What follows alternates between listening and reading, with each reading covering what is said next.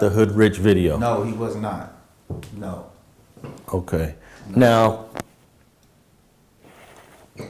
we don't know exactly when the video was shot, but it was uploaded in January 2018. So he turns 19 in the end of 2017. So he's either 18 years old or 19 years old. The end of, he's 18 going to 19 when this video was shot, somewhere around there. Okay. You're saying it could have been close to the summer. If it was closer to the summer when the video was shot, then towards the ending, somewhere within that bracket, being towards it being the ending of the summer. Okay, so then that will put him at 18 years old because he turns 19 in October. Okay. Then they dropped the video in January. Okay. So he's either 18 or 19, and you're saying at that time he was not even on the set. Yeah. Okay. Do you find out when he actually does get put on? Yeah, I was there. Okay, you was there. Yeah. Was it after the video dropped? Yeah. It wasn't before the video. So this would have been in 2018 now. Yeah. We're in 2018. Mm-hmm. All right. So he clearly turned 19 in October of 2017. Mm-hmm. He's about to turn 20 in 2018. So this is between his 19th and 20th birthday. Mm-hmm. If we got the timeline right, he gets put on in 2018 then. Take me to that day. So me and the homies, we hanging out, right? We all hanging out or whatever. And I'm chilling. So one of the homies, he walks up. I ain't gonna put his name out there, but he walks up and he like, man, what's going on? They like, I don't know, man, you niggas just hanging out, whatever. We see Bird pull up. Roddy pull up in the car with him. They bounce out. Bird like, yeah, man, he gotta get his put on, right? Roddy makes himself away. He gets away from Bird. And he comes stand next to me and the homie. So he basically like, look, man, I do not want to be from over here. I just want to rap and just do music. And I said, you know what? I can respect you for that. And I said, I respect you for that. You know what I'm saying? Because not too many people they ain't gonna follow through. And if they do get put on, they run off and don't never come back. Because they know the politics is real. You know what I'm saying? So he tells me and the homie like, man, I don't want to be from over here. I just want to rap. They making me do it. They making me do this. When you say they, you talking about Bird? Whoever they is. Okay, we don't want to say who they is. You know, they making me do it. So, and then, I hear, Bird say, well, the labels want him to have a background. They need a backstory. We gonna be on, y'all. We gonna be on. I'm telling you, we gonna be on. Nigga, you just need the backstory. I'm like, bro, nah, man, cause that ain't gonna be a good look, bro. That ain't gonna be a good look, bro. I ain't approving that. I ain't with that. Don't agree. And Roddy was like, yeah, man, cause I basically told him, I said, bro, I respect it if you just rapped and mentioned the homies. Like, it's okay to say you on gangbang and you cool with niggas because you cool with them. But let's go back to the Hood Rich video. He said a couple of things in there where people were like, hey. They already questioned it. Yeah. Like, you ain't from over here, so what is it? So there's a little bit of pressure. If you're going to represent, you got to represent correctly. You got to do it for real. This is a brotherhood. This is called the village for a reason. We all one, right? Right? We all one. So all that perpetrating, either be official or be not. You know what I'm saying? And because of the quote unquote business arrangement that niggas had, that I'm telling niggas like, no, don't do that. Let it be what it is. Let it be natural. You know what I'm saying? A person eventually gravitates to where they gonna go and who they gonna be. You know what I'm saying? But it was a business arrangement. It wasn't like it was from the heart. Like, nigga, you came to the community like, you know what? I like y'all. I want to fuck with y'all. That should be good enough. If I'm on, you on. If I'm, you know what I'm saying? It's because you hanging with these niggas, so it's all good. But when you say like, oh, the label, now it's that just give me CB4 vibes. It give me where you perpetuate and you perpetrate some things that it's not real to me, and I can't receive that. You know what I'm saying? Even though we live in a time where fictional characters are now made real, We live in this world where the media projects out fake things to be real and people believe them because they don't understand the backstory. But I come from it. So me coming from it and living it, it's like, bro, I done got dead homies behind this shit, niggas in jail behind this shit, and you mean to tell me you don't want to do it, but then you do it and act like this is what it is? Come on, bro. We gotta draw the line as being real niggas. We have to draw the line and be like, look, we can't stand on that, man. And you know, you have niggas out here that's, oh man, he gonna look out. I said, y'all, leave me out of that. So he changes his mind within this, I don't know, within the time he talked to us and going back to wherever he is in the same night, he I guess he gets his put on for like 3 seconds. You know, I looked up, he was walking, looked up, he was getting in the car leaving. And you know, they was back there scrapping or whatever, and all the homie was like, hey, he said don't hit him in the face, you got an interview, man, don't fuck his face up, you got an interview. So I'm like, oh, so it gotta be official, so when you get in these videos and start doing these interviews, it can make it look like it's real. I'm not understanding that. I don't know, I didn't come from that. I had to squabble twice, I got put on twice. You understand what I'm saying? So what makes you think, you know, this is we doing this for play? Nah, bruh, niggas really live this shit.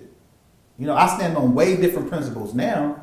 You know, I'm no longer on the quote unquote gang politics because I'm seeing this shit bullshit. It's bullshit. So I've restructured my cripping. You know, I'm a community revolutionary influence and positivity. You know what I'm saying? I'm really trying to help brothers in my community see it from a different perspective and not be on this fake ass narrative like, well, nigga, we beefing with them, you gonna go do it, and then you get caught up and then they ask you, who made you do it? Well, you told me I had to do it. And they come to get you like, look, nah, brother, I'm not on none of that. I'm on something way different.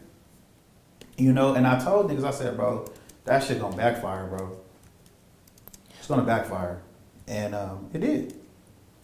Now, the whole thing kind of came to a head on Clubhouse because most of us didn't really know the specifics of what was going on in the village regarding Roddy Rich. Yeah. That was kind of not made. It didn't come to public until I guess one day you hopped on Clubhouse. His name came up and you was just like, nah, he ain't really from the hood. Yeah, I said that. Yeah, and then before you know it, he's tapping in, Roddy Rich is tapping in on Clubhouse to address it. How did that whole room, how did that conversation even come about? Man, I was, one of my homeboys was like, man, you should get on Clubhouse and network because you do music. There's a lot of artists on there, there's a lot of people on there you can meet, you know? Mind you, I knew nothing about, I was so green, so new to this shit. I'm just trying to figure it out like, okay, what's Clubhouse? Learning how to get on, learning how to do everything. I didn't know nothing. So I finally get on there, make a page. I'm going into people's rooms. I hear people screaming, yelling, talking about this, talking about that. I'm listening to what's going on, listening to different stories and just all type of stuff. There's a lot, you know, a lot of conversations going on. So I stumbled into this one room. It was called, I believe, the Shade Room. Mind you, I didn't know nothing about this shit. I stumble in there, and I hear a dude that he sees my name. He's like, "Hey, what's up, Yah?" I'm like, "What's up, Yah?" You know, we talking, and he hit me with the, "Hey, man, what's up with your homeboy Wooty Woo?" I'm like, "Oh no, man, he all bad. His name all bad. You know, he's an informant, man. I don't hang with them type of individuals." And he was like, "Really?" I'm like, "Yeah, bro."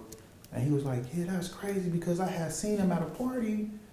And he was like, "Yeah, he don't be coming around and this and that." I'm like, "Yeah, bro, it's a couple of dudes I don't even hang out with." Ooh, and somebody said, "Yeah, because, you know, Roddy." Ooh. I'm like, "Who?" I'm like, "Nah, bro ain't even, you know, he not official like that, you know. He's attached to a family. He's not attached to the community, though, even though he hung with certain cats from the community. You know what I'm saying? His attachment is with that family. You know what I'm saying? So that's who was sheltering him and telling him, "Oh, you should be cool with him, or you should hang with him." Like, he hung with certain niggas because he was sheltered with the family. But you know, certain young niggas, the family got a younger generation that is attached to the community also. So you know, he knew certain cats because of that. So that happened, that we was talking about that, and then, you know, I said, like, nah, he's not really official like that. They were like, man, what happened? I'm like, man, bro, that whole shit just bullshit. Like, I'm not a part of none of that, bro. I don't even fuck with them niggas. You feel me? It's a bunch of fake shit going on. So I continue to elaborate about why I'm not associated with them, and because of their message of what they're projecting out, I'm just like, I'm gonna disassociate myself with that. You know, you got niggas in the video who done told, and you promoting it with Roddy, and it's like, y'all trying to say y'all represent the community. Well, you can't represent me like that.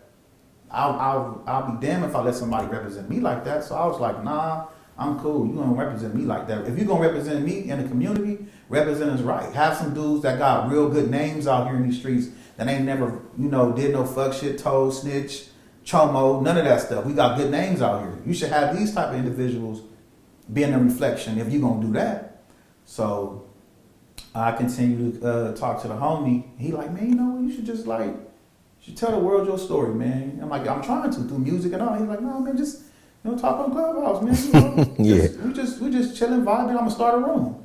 By that time, I don't know how to start a room and none of that.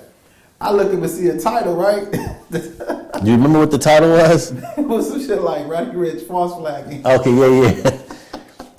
So that dude put the title on the room. Put the title up. Like, I forgot who the dude was. Like it was like because people change their names and get kicked out of the Clubhouse so much, I forgot who the dude's name was. So all I remember is at a room opening up, and you know, people we talking and this and that, and then who comes in the room? Whack 100.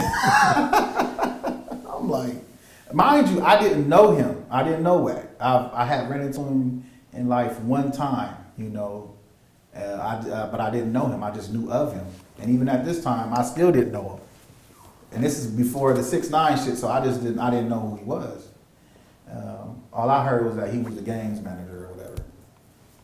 Long story short, he's like, what's up, nephew? Like, what's going on, man? Like, you know, he talking and shit. I'm like, nephew, you talking to me like, I'm Yah-L. He's like, oh, what's up, Yah-L? What's going on? I'm like, yeah, man, you know, it's just some shit like, you know, Roddy ain't official. You know, that was a business move. And niggas taking that face value, and it's a lot going on. The politics going on. This niggas in jail. It's a lot going on. And I had to disattach myself dealing with them because it was just a lot going on. So I'm, you know, he's like, well, shit, you know, you feeling like that, I could get him on the phone. Mind you, I was hearing things throughout the years about the people that he's dealing with. So, you know, me being an older, you know, mature homie from the community, been going through the drama, going through all the stuff, I was just really trying to school the youngster. You feel me? I really, because I didn't know him, you know, he had greeted me with the respect when I first met him. So I was like, you know, at least I can do is warn him like what type of people he dealing with. Mind you, he probably ain't no telling if he cared or not. But I just felt like I'll be doing a disservice knowing that, you know, me being from my community and hearing things and knowing certain things, I should just warn this young dude, you know, and that's what I was trying to do. And him being that he made it a business move, I'm like, well, nigga, if niggas want to take that little 3-second put on, and they want to say like, oh, that's cool, y'all can have that. But at least warn a nigga, you know, this is what you finna get into. And that, I don't think people really wanted that to happen, you know? So fast forward, you know, Wack asking me all these questions. He's, oh yeah, man, so what happened? And, you know, he was in agreement with me. Wack was agreeing with me. And then he basically was like, well, shit, I can get him on the phone right now. I'm like, okay, well, shit. I've been trying to talk to the nigga for a few years now. He ain't even trying to get on the phone. You feel me? Man, I look up, he on the phone. He come on Clubhouse. So what's the issue? I'm like, you know, but previously I was prepped like, hey man, don't run him off. Let him talk. Y'all gonna talk like men. You know what I'm saying? I'm thinking that's gonna happen. You know, he come out, what's the issue? The nigga saying I ain't from the hood. Like, nigga, you heard what I said? You see the title, you see what's going on. Like, what we finna yell at each other for? You know what I'm saying? Man, dude, like, then he just goes off, you ever touched $1 million? You ever this, that, and the third? I'm like, wait, what? What is you talking about? Man, I'm in my mind, I'm like, this is not the same kid that I met with the humbling respect. You know what I'm saying? Like, I was just took back, like, surprised. And I'm like, was this nigga getting prepped the whole time he was on the phone, getting on this Clubhouse shit? Come to find out he was. You know, they tell him, say this, do this, and he did exactly what he did, and then he said what he said, and he shot off the app. You know what I'm saying? I was like, damn. And have you talked to him since? No. I mean, you know, he's living his life. Do your thing, man. Whatever you feel like is real to you, live in that world you're living in. Now, your specific community, I'm guessing that they were split on the way you went at him. Some probably agree with you 100%, but others, because it's a business as well, disagreed with you. How'd you have to deal with the split views that people have on it? Well, at the end of the day, I know certain individuals, you know what I'm saying? And anyone that was trying to give their stance on why I shouldn't have did it, that didn't matter.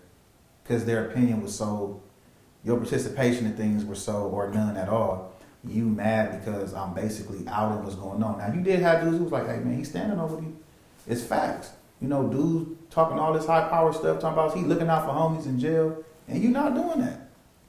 You know what I'm saying? And the ones that you, and I'm not even gonna say the ones. The one that you should be doing your research on and checking in and checking, like trying to see if you can help. They don't even choose to tell you no story about him. They tell you all these fairy tales and these lies and situations that might have happened with certain individuals, but then they leave out stories and shun you from a truth that is supposed to be brought to light. So once you get the bag, you're supposed to help out the innocent, not people who just trying to leech off of you. You want to do something for the community? Help out the innocent people in the community. Help out people that have been wrong. You know what I'm saying? That's dealing, since you say you giving back to those incarcerated. And I'm not speaking on nobody that, I don't know if it's true or not, but you might have went to jail and you might have caught a case and you might have did the crime and you've been rehabilitated and you want to come home. We're not talking about them. Free them also. I'm talking about people who are wrongfully in jail that you can help make a difference because you bragging and you popping it like you helping, and that's not happening. Now let's be specific here. You're talking about a brother named Freddie Sanders, aka Bone, who was convicted of a January 1999 guard shack shooting that most people today believe he had absolutely nothing to do with. Nothing to do with it.